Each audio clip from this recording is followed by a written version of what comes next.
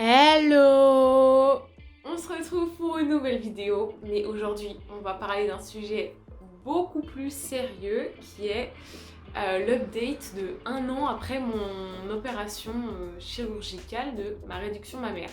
Donc je vous laisse vous abonner à la chaîne, activer la cloche des notifications, vous abonner au compte Instagram et on lance le générique et on en parle.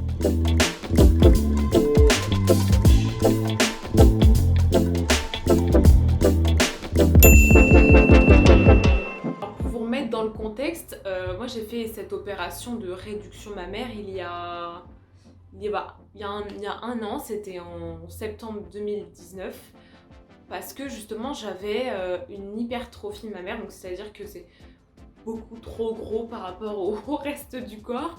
Je vais vous expliquer tout, le pourquoi, du comment et les prix, les cicatrices, comment s'est déroulée l'opération, est-ce que ça fait mal, est-ce que ça fait pas mal, et voilà. Donc pour commencer, il faut savoir que moi je faisais un 90F depuis que j'étais au collège. C'est assez gênant, c'est imposant par rapport au reste du corps, et enfin c'est vraiment une maladie, ça s'appelle l'hypertrophie mammaire, et c'est à prendre en charge en tant que chirurgie réparatrice. Il y en a beaucoup qui vont dire que c'est chirurgie esthétique, mais c'est aussi considéré comme chirurgie réparatrice. Enfin, c'est un peu des deux. C'est pour ça que c'est un peu compliqué pour la sécu ou quoi pour se faire rembourser, parce que c'est pas... En fonction du chirurgien, il y a différentes choses ou quoi.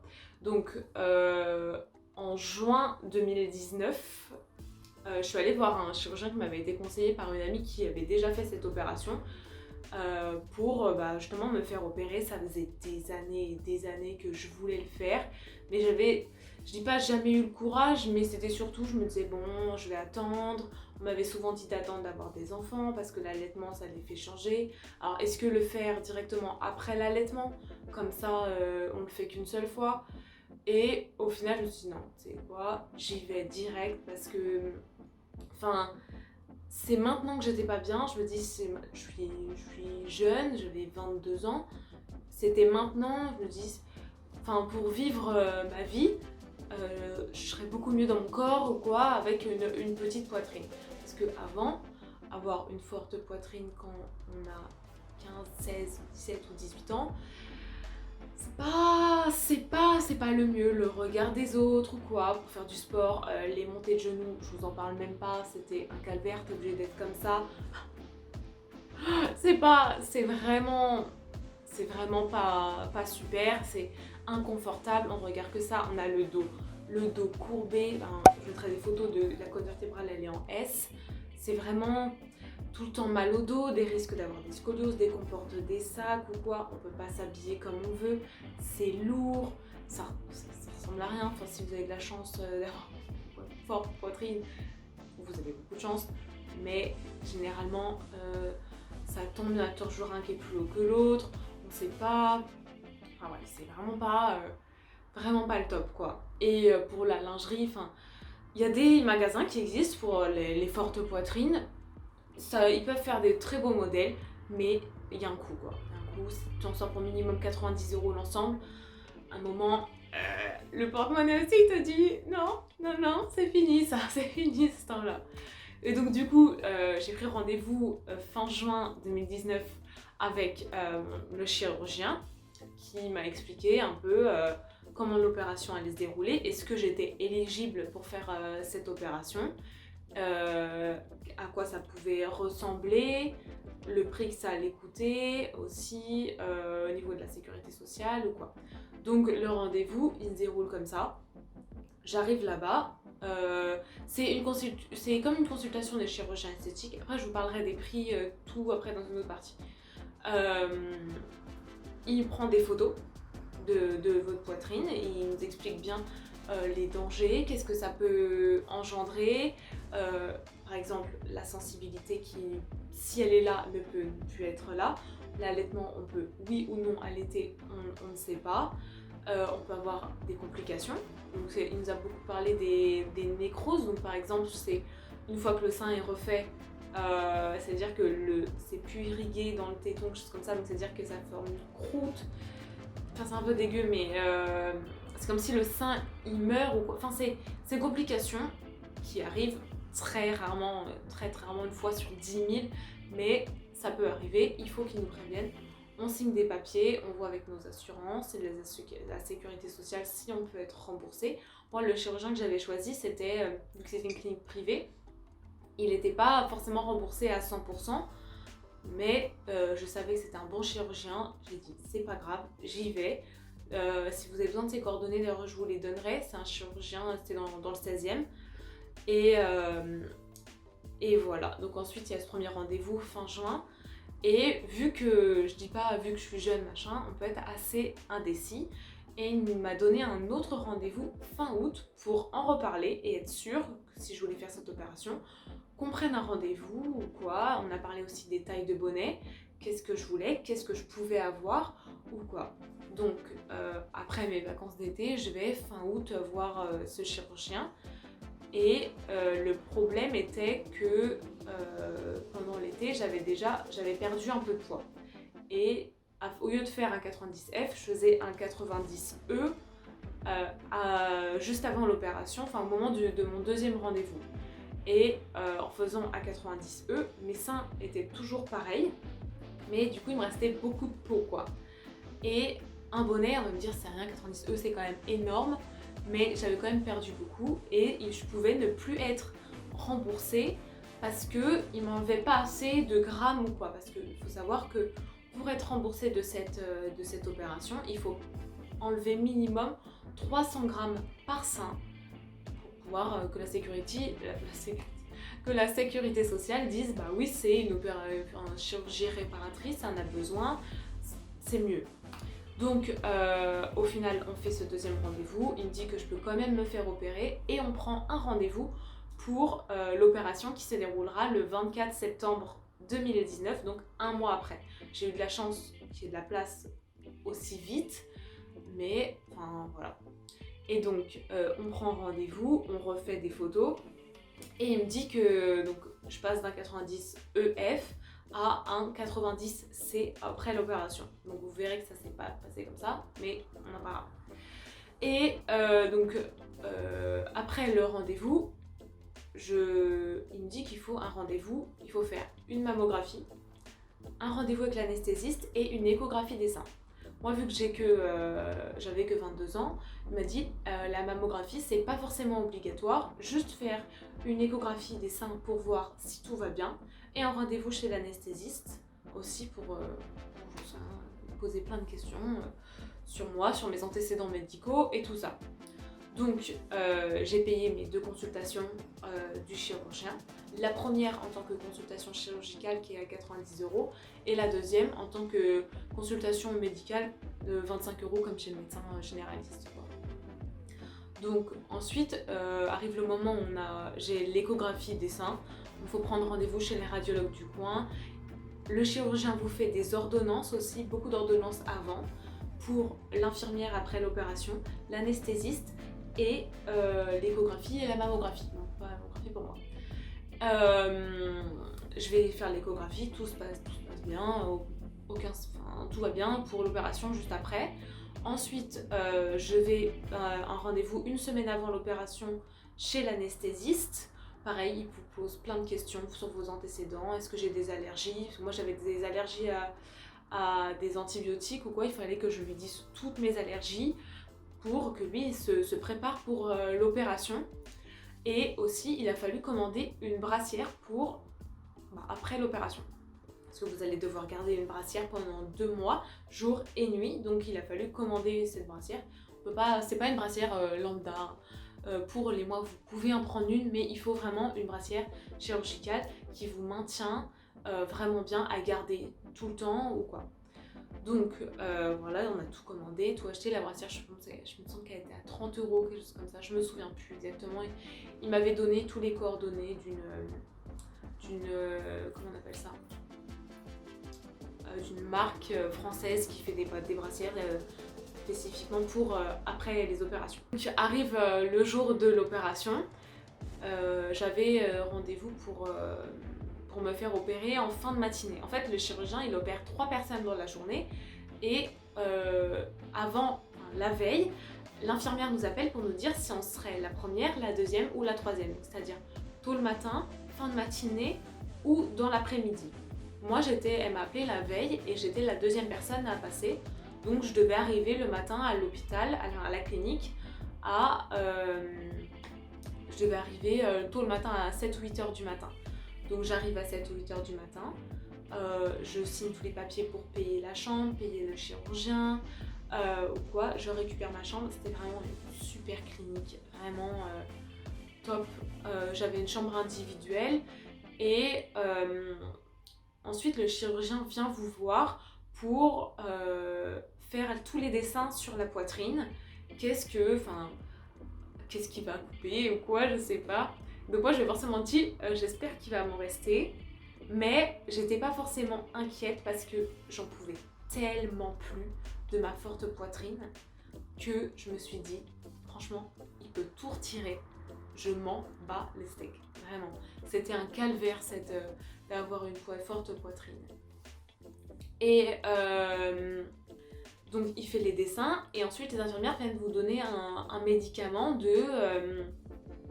un peu un calmant pour juste avant l'opération. Donc j'ai pris le calmant, j'étais pas du tout stressée, j'ai mis mes bas de contention, ils vous mettent une charlotte, ils vous mettent la blouse ou quoi, et ils me donnent le médicament, et là ils me disent allongez-vous, ça va vous détendre. Au final, ça m'a endormie. Enfin, faut savoir que sur moi, même les médicaments de niveau 1, il faut pas conduire, ça m'endort, vraiment, grosse sieste quoi, somnifère. Et au final, donc je m'endors. Et juste, y a un infirmier qui vient me chercher pour me dire bah maintenant on va partir au bloc ou quoi. Donc ils me mettent sur un brancard, on part au bloc. Et là venait mon tour pour me faire opérer. Et je voyais toujours pas mon chirurgien. Je me disais là mais quand est-ce qu'il va arriver? Il y avait que des infirmières que je les connaissais pas. Et en fait, c'était ma première opération, ma première anesthésie, et elles m'ont tellement rassurée. Moi, il faut savoir que je suis une chialeuse, quoi. Elles m'ont tellement rassurée, elles étaient tellement gentilles, elles me caressaient la tête et tout. C'était vraiment tellement attentionné. J'ai commencé à pleurer. Ils m'ont dit mais ça va? Et je leur ai dit oui, mais en fait, c'est parce que des gens gentils avec moi, ça me fait pleurer en fait. C'est pas donné à tout le monde d'être gentil, de rassurer les gens. Je me suis dit, eux le font pour moi. C'était vraiment super, super de leur part. Et au final, ils m'anesthésient, ils mettent le truc dans la main ou quoi. Je m'endors direct. Et juste ce que je me rappelle, c'est qu'ils m'ont attaché les bras comme ça. Et là, je me suis dit, qu'est-ce qu'ils vont me faire? Vraiment, j'avais lu tellement de choses comme quoi les chirurgiens esthétiques, quand on se fait opérer, ils font n'importe quoi sur votre corps ou quoi. Mais bon, j'étais quand même assez confiante. Là, j'ai vu mon chirurgien arriver, je me suis dit c'est bon, tout va bien. Et là, l'opération, j'étais endormie et l'opération se passe apparemment très bien. Donc, il m'emmène en salle de réveil, je me souviens toujours de rien, et je me réveille, juste, je me rappelle qu'un infirmier il est venu au moment de la chambre de réveil, parce que je m'étais endormie, la main dans le dos comme ça, et du coup ça va enlever tous les capteurs qui prouvaient que mon cœur battait encore bien. Et il m'avait un peu engueulé, genre ouais madame, il faut dormir mieux, enfin faut pas dormir comme ça. Et parce que j'étais complètement shootée et quoi, je me souviens de rien, quoi. On m'a raconté ça après. Et ensuite je me réveille dans ma chambre un peu plus tard. Et les infirmières passent, tout ça, j'étais sous morphine. Et le problème de la morphine, c'est que je l'ai vraiment pas bien digérée, si je peux dire. J'ai essayé de me lever pour aller aux toilettes ou quoi, sachant qu'on a un énorme pansement, donc on ne peut pas voir si on a perdu des seins ou pas, parce que tellement il est énorme, on sait pas, on dirait que c'est la même chose avec un bandage autour quoi. Donc ils me mettent sous morphine, et là je voulais me lever pour aller aux toilettes, je commence à me lever et là les vomissements, enfin c'était vraiment la tête qui tourne, c'était horrible. Enfin, maintenant je sais que la morphine je ne digère pas du tout, mais impossible de me lever, donc pendant 24 heures j'ai pas bougé. Je voulais manger, ils m'ont donné à manger, je pouvais même pas couper ma viande, du coup c'est mon copain qui a dû me couper ma viande et me donner à manger, mais au final je pouvais même pas manger parce que dès que je bougeais un peu la tête ou quoi, j'avais envie de vomir, c'était vraiment impossible. Donc il y avait ma mère aussi qui était avec moi. Et ça m'a vraiment rassurée de les voir aussi une fois que je me suis réveillée. Et après, j'ai dormi là-bas la nuit. Bon, ça s'est plutôt bien passé ou quoi. Enfin, dormir sur le dos, c'est pas très pratique, mais bah, c'est comme ça, quoi. Ça, c'est une opération, je savais très bien que ça allait pas être tout beau, tout rose ou quoi. Donc le lendemain, il nous donne un petit déjeuner et il y a l'infirmière qui vient pour m'aider à me lever pour que je puisse aller faire pipi parce que quand même, j'en pouvais plus. Et ça va un peu mieux. Ils ont lavé, quand ils ont vu que je digérais pas la morphine, ils m'ont arrêté de m'en donner. Et on a vu, ils m'ont donné des cachets, des calmants ou quoi, pour atténuer la douleur. Donc ensuite, il y a le chirurgien qui vient nous voir et pour enlever le bandage de l'opération et voir si tout va bien. Alors moi, sachant que on m'avait dit, mes copines qui l'ont fait, elles m'avaient dit, dès que j'ai vu mes seins, je suis tombée dans les pommes. Alors moi, j'étais comme ça. Je les regardais pas. Il y a le chirurgien qui venait, qui découpe le bandage en deux. Il dit, franchement, c'est super ou quoi. J'ai pris des photos avec le bandage que je vous mettrai. Mais on voit vraiment rien. Puis j'osais pas les regarder. Je savais qu'il y avait du sang. Il enlevait les bandages, il y avait du sang. J'ai dit, je regarde pas, c'est mort. Et donc... ensuite, ils nous remettent d'autres bandages. Mais avant de nous remettre les bandages, il y a les infirmières qui viennent enlever les mèches qui sont sur le côté. Pas tout le monde a des mèches. Il y en a qui ont des drains, il y en a qui n'ont rien. Et voilà, mèches, drains ou rien.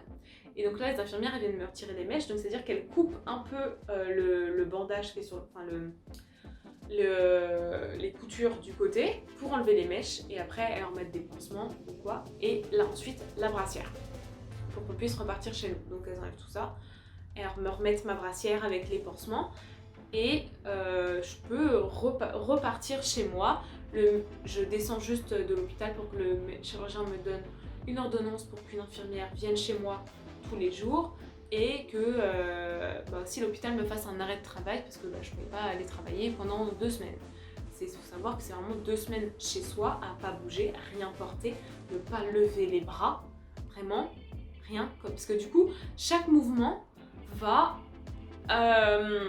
bouger les cicatrices ou quoi. Donc vraiment, si on enlève la brassière, ça veut dire que plus on fait des choses contradictoires, plus c'est... Même si on se sent bien, il faut pas le faire parce que ça veut dire qu'après ça joue sur les cicatrices qu'on va avoir. Donc je rentre chez moi, il y a savoir ne pas prendre les transports en commun ou ne pas conduire après s'être fait opérer, parce que on peut tomber dans les pommes ou quoi. Moi je galérais à marcher, pas porter de sac, il y avait ma mère qui m'aidait à mettre mon t-shirt, ma veste, c'était tellement compliqué. Et bon voilà, j'étais toujours sous médicaments. Et ensuite, vient le moment où je rentre chez moi, j'arrive chez moi, je passe ma journée dans mon lit, tout va bien. Et à la fin de la journée, je me rends compte que je vais plutôt bien. Et je peux commencer à bouger ou quoi, ça va beaucoup mieux. Et j'ai décidé de ne plus prendre les médicaments qui étaient prescrits par le médecin. Parce que déjà, c'est pas trop mon truc de prendre des médicaments. Et au pire, si j'ai mal et voilà. Donc, je prends plus aucun médicament, la journée passe, la nuit, je fais ma deuxième nuit, ma première nuit chez moi, du coup, le soir. Tout se passe bien, juste il faut absolument dormir que sur le dos. J'étais obligée de mettre 3 coussins derrière moi, presque dormir assise parce que on peut pas dormir sur le ventre, on peut pas dormir couché ou quoi. Donc les infirmières le lendemain viennent pour changer les pansements, elles venaient tous les jours et je leur ai dit, moi par contre il est hors de question que je les regarde, mais comment je fais pour me doucher parce que j'avais encore tous les fils d'après l'opération. Elles m'ont dit, ce qu'il faut faire, c'est que vous allez vous doucher à chaque fois avant qu'on vienne vous voir. Et si vous n'osez pas trop toucher, s'il y a des fils ou quoi pour se laver, passez un coup vite fait. Et nous, en gros, elles vont tout nettoyer, les plaies ou quoi. Donc, les infirmières vraiment top, il y en avait 2 qui venaient, moi elles se relayaient un jour sur 2. Et elles m'ont expliqué qu'il y a beaucoup plus de jeunes filles qui le faisaient parce que on arrive dans une génération où il y a beaucoup de jeunes filles qui ont des fortes poitrines. Je sais pas si c'est dans ce qu'on mange ou quoi, ou dans le lait maternel, ou j'en sais rien, mais en tout cas la pollution, beaucoup de jeunes filles se font opérer et elles en voient de plus en plus quoi. Et au bout d'une semaine, on doit retourner chez le chirurgien pour qu'il découpe les fils et nous mette des tout petits straps en attendant que les seins se remettent correctement, quoi, que les cicatrices se fassent. Donc je vais chez le chirurgien, il découpe les fils et là, je me suis dit bon, c'est maintenant, je vais les regarder. Et au final, je pense la meilleure décision de toute ma vie, ils étaient tellement beaux. Bon après c'était les seins après opération, c'est-à-dire qu'ils sont encore un peu gonflés sur le dessus, ça fait comme des faux seins, mais c'est tellement beau. Et là je me dis, même s'il y a des cicatrices, franchement, je regretterais jamais d'avoir fait cette opération. Et limite, ce que je regrette, c'est de ne pas l'avoir fait plus tôt. Et donc, je repars de chez le chirurgien, je ne paye pas, parce que c'est compris dans le prix de l'opération, hein, vu qu'on est payé, on s'est dit, bah, c'est mieux que ce soit compris dans l'opération. Et on doit juste porter la brassière pendant 2 mois et mettre de la crème. Moi j'ai mis 2 crèmes, c'était une le matin, une le soir. Moi j'ai mis le matin je mettais une crème de chez Aven Cical Fat et le soir je mettais une crème à l'aloe vera parce qu'il y en avait une qui blanchissait les cicatrices et une qui était réparatrice aussi pour les cicatrices et tout ça, qui faisait disparaître. Il faut savoir que moi j'ai pas été la meilleure élève dans le sens où je mettais pas tout le temps la brassière ou quoi. J'ai refait un peu de sport avant la loi, je sais pas comment je peux dire, avant qu'on puisse en refaire parce qu'il faut attendre 2 mois pour faire du sport et avant d'enlever la brassière. Moi je l'ai fait un peu avant mais je faisais attention quand même à ce que je faisais, à pas trop lever les bras, rien porter ou quoi. J'ai conduit au bout de 4 jours après l'opération. C'est difficile, hein. Ça se fait si on va bien, moi j'allais très bien. À partir du deuxième jour chez moi, j'allais très bien. Mais c'était pas bien, j'aurais pas dû conduire ou refaire du sport, mais c'est fait, hein. Je me sentais bien, mais au final, peut-être que maintenant ça a joué sur mes cicatrices, qu'elles sont un peu plus épaisses d'un côté que de l'autre, on sait pas. Mais bon, voilà. Donc je porte la brassière pendant les 2 mois.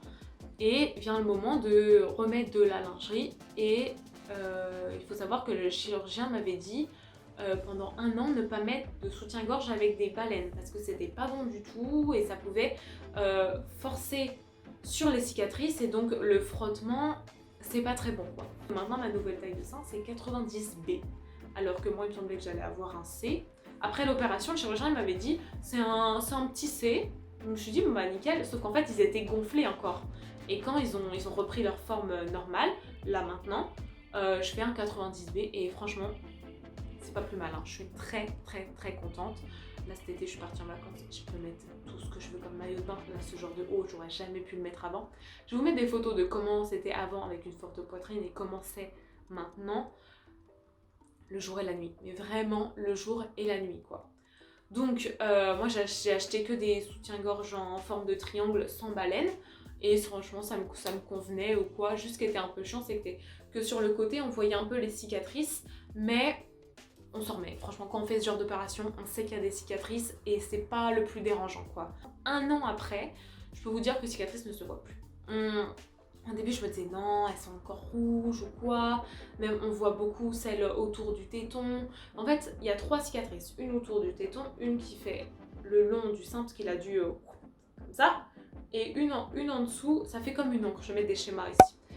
Et donc au final, les cicatrices ne se voient plus, ni ici, ni sur les côtés. Il y a un côté qui se voit plus et un côté qui se voit encore. Et donc j'ai eu un rendez-vous au bout d'un an avec mon chirurgien. Et je lui ai expliqué pourquoi au bout d'1 an on voit que d'un côté, est-ce que c'est parce qu'il y avait un problème, est-ce qu'il y a quoi? Il m'a dit non, c'est tout simplement parce que vous êtes droitière. Donc du coup le fait de faire beaucoup plus de mouvements, d'écrire, faire beaucoup plus de mouvements de la main droite, ça fait que la cicatrice du côté droit va prendre plus de temps à cicatriser. Et voilà, c'est comme la sensation au niveau des tétons. Le chirurgien m'avait dit ça peut revenir ou ça peut ne jamais revenir. Si on l'avait au départ, on peut ne plus la voir après. Si on ne l'avait pas, elle peut venir. Donc moi au final j'avais une grande sensibilité avant mon opération et Ensuite, les premiers mois, je dirais peut-être les 6 premiers mois après l'opération, je ne sentais rien du tout. J'avais l'impression d'avoir un téton mort. Mais vraiment un téton mort. Parce que je ne sentais rien du tout, du tout, du tout. Je pouvais les pincer, les mordre dans toute la force possible. Je ne sentais rien du tout. Et là, depuis 6 mois maintenant, ça revient petit à petit, mais c'est beaucoup mieux que les 6 premiers mois. Mais le chirurgien m'a dit que ça peut prendre jusqu'à 5 ans pour revenir complètement, ou au contraire, si on n'avait pas à la base, ça peut mettre 5 ans, et ça peut être encore pire, mieux, je sais pas, qu'avant, on peut sentir beaucoup, beaucoup plus, quoi. Et donc voilà pour ce qui est des cicatrices. Et au niveau du prix, donc il y a eu plusieurs étapes. Donc la première, comme je vous ai dit, c'est les rendez-vous chez le chirurgien. Ça a fait 90 € le premier rendez-vous chez le chirurgien, 25 € le deuxième rendez-vous. J'ai payé l'anesthésiste, ça coûtait 300 €. L'échographie des seins, j'ai pas payé parce que c'était remboursé. Je crois que c'était 70 € mais remboursé par la sécurité sociale. Ensuite, arrivé à la clinique, j'ai payé 500 € ma chambre pour la nuit. Et j'ai dû payer peut-être, je crois que c'était 3000 € le chirurgien ou quoi. Ensuite, il a fallu payer la brassière aussi 30 €. Voilà. Et au total, j'ai été remboursée 900 €. Donc, c'est beaucoup moins que ce qui était envisagé. Après, c'est ma mutuelle qui prenait en charge plus ou moins. Et le problème, c'était que mon chirurgien n'était pas référencé en tant que chirurgien public et donc remboursé par la sécurité sociale. Franchement, c'est pas très grave. Pour moi, j'étais partie du but. Ça faisait des années que j'économisais pour ça. Je me suis dit, maintenant, l'opération, même s'il me rembourse 0, je la fais quand même, quoi.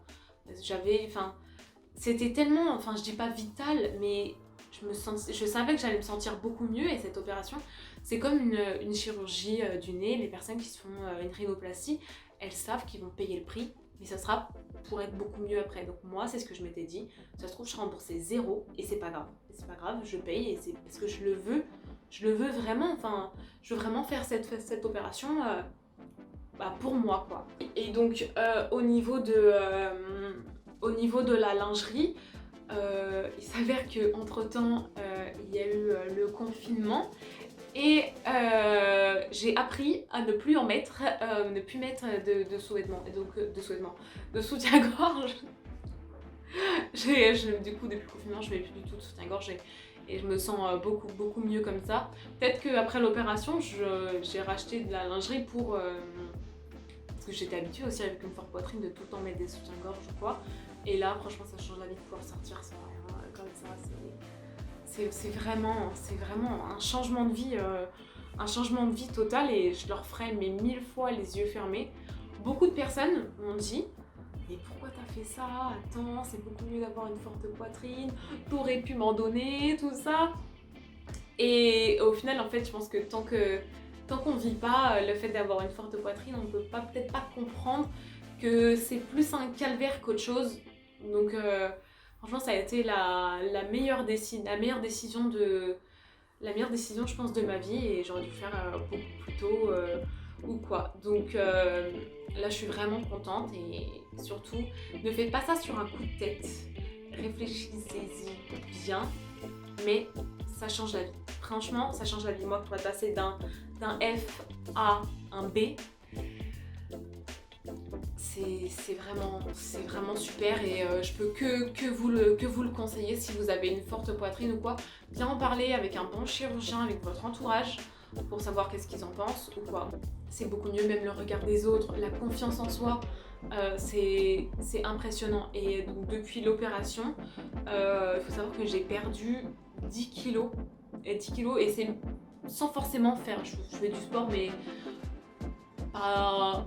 pas être acharnée de sport, je fais du sport, mais normalement j'ai perdu 10 kilos juste parce que je pense que mon corps s'est remis harmonieusement partout, quoi. Donc c'est vraiment la meilleure décision. Choisissez bien votre chirurgien ou quoi, et je vous le conseille à 1000%. Voilà, je regarde mes notes en même temps pour savoir si j'ai rien oublié, mais je pense que c'est bon. Voilà. Si vous avez des questions, n'hésitez surtout pas en commentaire, je vais y répondre. N'hésitez pas même à m'envoyer des messages sur Instagram. Mon compte Instagram c'est Earthrise. Abonnez-vous à la chaîne YouTube si vous voulez voir d'autres vidéos, pas comme celle-ci parce que c'était ma seule opération de chirurgie pour le moment, on ne sait pas s'il y en aura d'autres. Mais voilà, n'hésitez pas à vous abonner à la chaîne, activer la cloche des notifications. Et voilà, on se retrouve pour une prochaine vidéo. Et merci beaucoup d'avoir suivi. Salut!